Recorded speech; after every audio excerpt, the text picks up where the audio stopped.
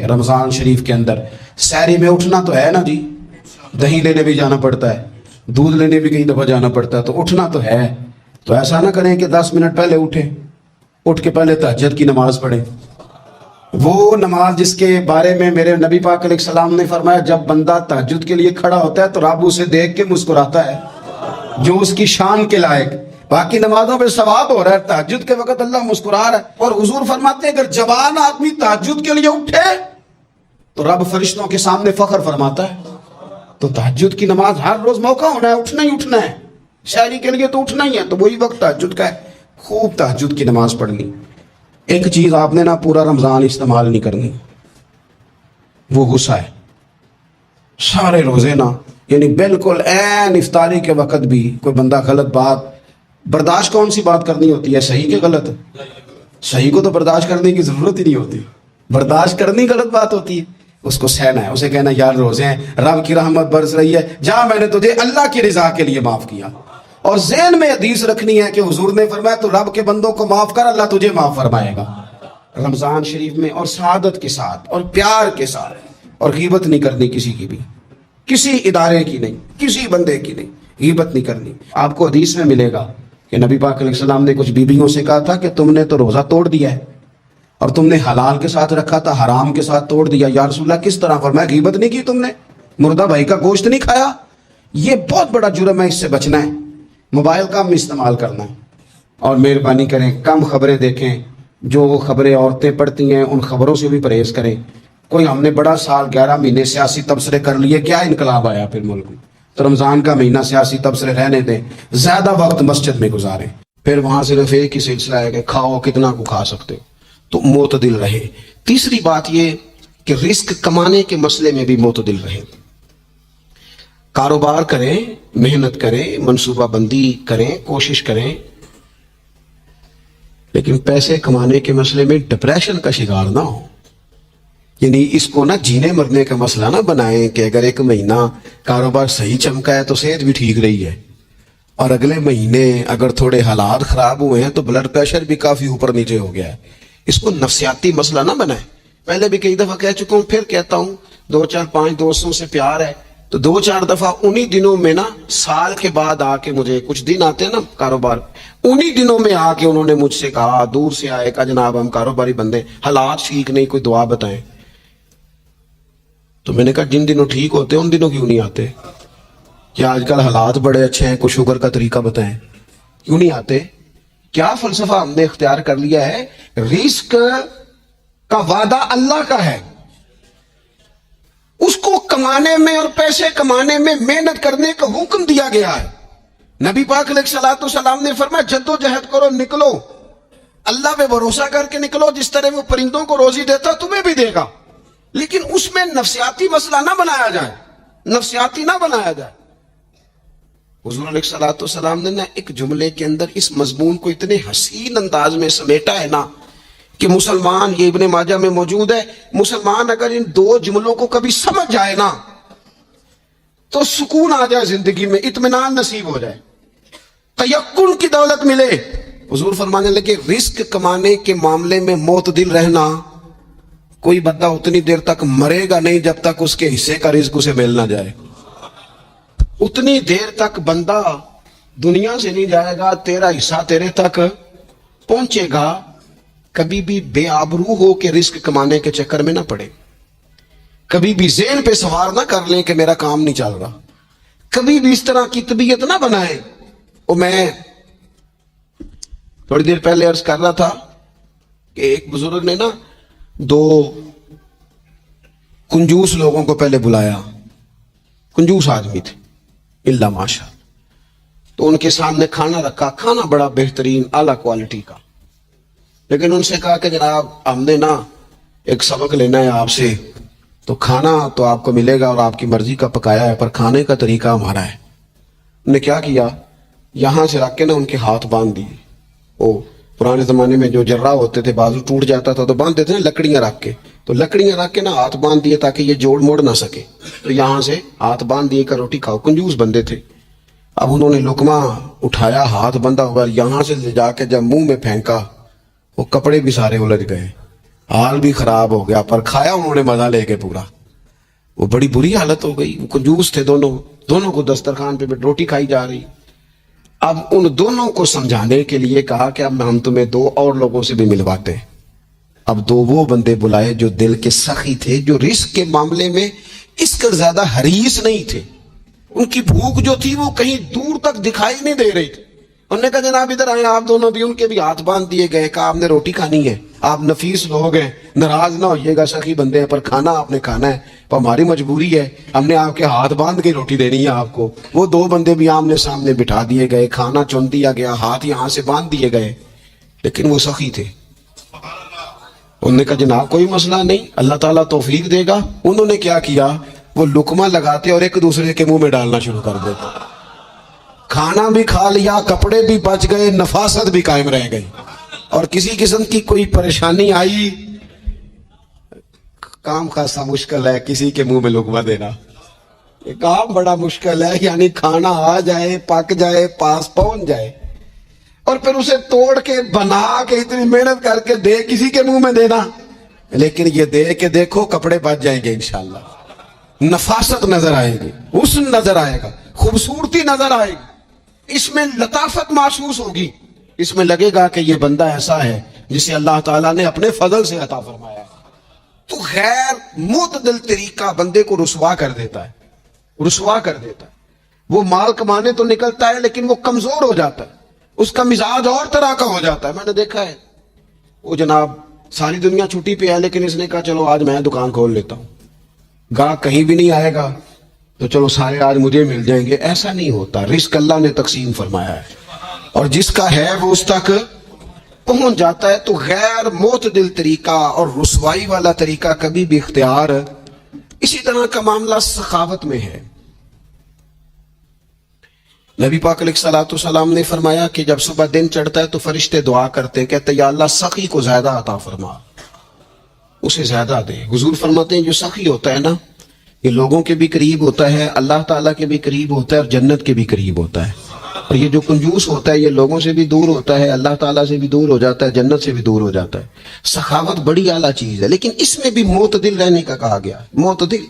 کچھ لوگ ایسے ہیں جو سخی نہیں ہوتے. یہ میں کوشش کروں گا تشریح آپ کے ذہن کے مطابق کر لوں. سخی مزاجن سخی، لیکن اگر کبھی چڑ جائے نا وہ جتنے مرضی پیسے لے لو ان سے. مزاج میں سخاوت نہیں، لیکن اگر طبیعت ہے اس طرح کی کہ اگر ان کا ذہن آ گیا نا، کبھی کہیں کسی نے تعریف کر دی ہے، پوری خوشامد اس نے کر لی ہے، تو پھر تو جناب ساری جیب بھی آپ خالی کرا دیں. یہ مزاج کی سخاوت نہیں ہے، یہ تو آپ کی طبیعت کا وہ ابال ہے کہ اگر کسی بندے کو پتہ چل گیا ہے کہ کس طرح کر کے آپ قابو آتے ہیں تو پھر وہ روز استعمال کرے گا. اور یہ ہوتا ہے، یہ ماحول ہوتا ہے. میں چونکہ مذہبی ماحول سے تعلق رکھتا ہوں، میں نے خود یہ دیکھا ہے کہ کوئی شخص اگر اس نے زیادہ بڑا منہ کھول کے لوگوں سے مانگنا شروع کر لیا ہے تو پھر تو جناب بڑی بات ہے، مہنگا آدمی. اور اگر کوئی اپنی وفاداری قائم رکھتا ہے، خوشامد نہیں کر سکتا، اس کی طبیعت نہیں ہے کہ وہ 20-50 لوگوں کی خوشامد کرے، 10 کو حاجی صاحب کہے، 20 کو عاشق رسول کہے اور 30-35 کو کہے جناب بڑی بات ہے، ہم نے تو بڑا دیکھا ہے، آپ تو بڑے بہترین لوگ ہیں. تو پھر جناب وہ اگر یہ کام اسے کرنا آتا ہے تو پھر اس کا مطلب ہے اسے دہاڑی بھی اچھی لگانی آتی، پھر اس کی آواز کا بھی زیادہ سریلا ہونا ضروری نہیں. پھر اللہ تعالیٰ معاف فرمائے، پھر بس ٹھیک ہے. اب میں کیا اس پر تبصرہ کروں، پھر تو ہم دیکھ رہے ہوتے ہیں جس کو وہ عاشق رسول کہہ رہے ہوتے ہیں نا. اور ایسی خطرناک، میرے سامنے ایک نعت ہے، ایک صاحب سے کہنے لگا نعت حضور کی پڑھی جا رہی ہے. کبھی شعراء ایک کام کرتے تھے، وہ کہتے تھے شعر تیری نظر ہے، وہ غزل کا شعر ہے یا کوئی ایسا شعر ہے، لیکن ایک شعر ہے نعت کا، اس میں تو حضور کی تعریف ہے. نبی پاک کی تعریف کا شعر کسی بندے کی نظر کیسے ہو سکتا ہے جب اس میں ذکر ہی رسول پاک کا ہے. تو وہ نعت خان صاحب کہنے لگے، بندہ سامنے بیٹھا ہے، تھوڑا بہت میں بھی اسے جانتا ہی تھا، تو اسے کہنے لگے حاجی صاحب یہ شعر تو ہاڑی نظر ہے. میں نے آخیا تو مہربانی کر یہ نظر کوئی اور شے کر لیا، یہ تو نعت ہے حضور کی، یہ نبی پاک کے لیے رہنے دے، اس کی نظر تو نے کر دی ہے. تو نالے میں کیا حاجی جنی دیر تک پیچھے بیٹھا سی انہیں دیر تو نظر کیتی نہیں، ان دتیاں لے کے سامنے آئے تھے تو نظر نیاز شروع کر لی. نہ کریں یہ کام، اس سے کوفت پہ. اور آپ یقین کریں، میں ذمہ داری سے کہتا ہوں، یہ کام کرنے والا بھی تنگ ہوتا ہے اور جس کے لیے کر رہا ہوتا ہے پتہ اسے بھی سارا ہی ہوتا ہے کہ چکر کیا چل رہا ہے. सब पता होता है। तो इस तकल्लुफ में जब इंसान काम करता है तो कहां तक बात जाती। सखावत करे लेकिन चिढ़ कर कोई काम न करे।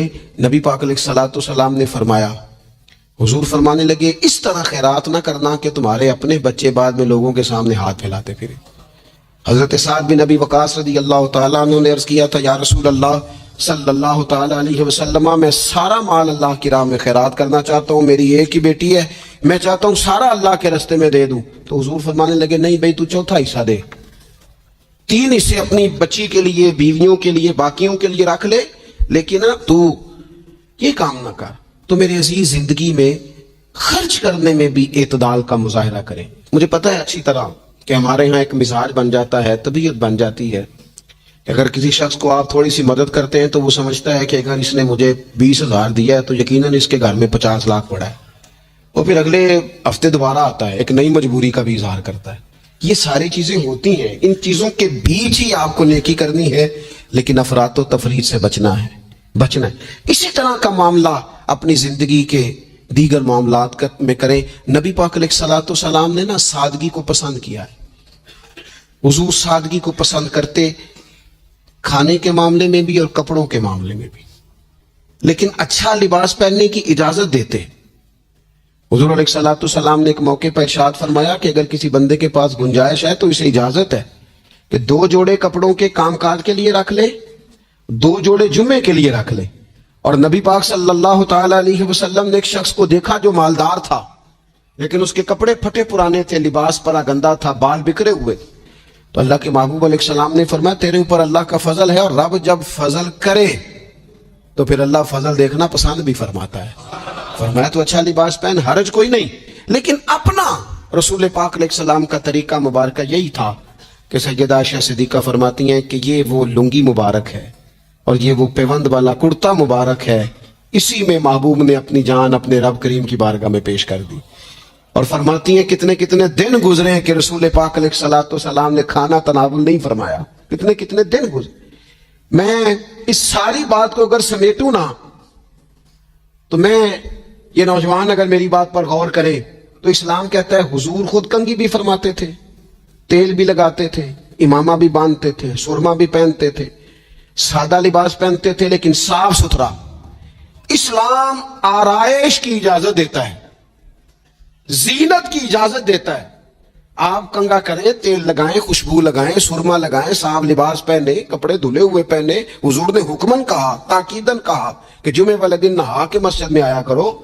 इस्लाम आराइश की इजाजत देता है, बस नुमाइश से मना करता है। दिखावा ना करो, नुमाइश ना करो।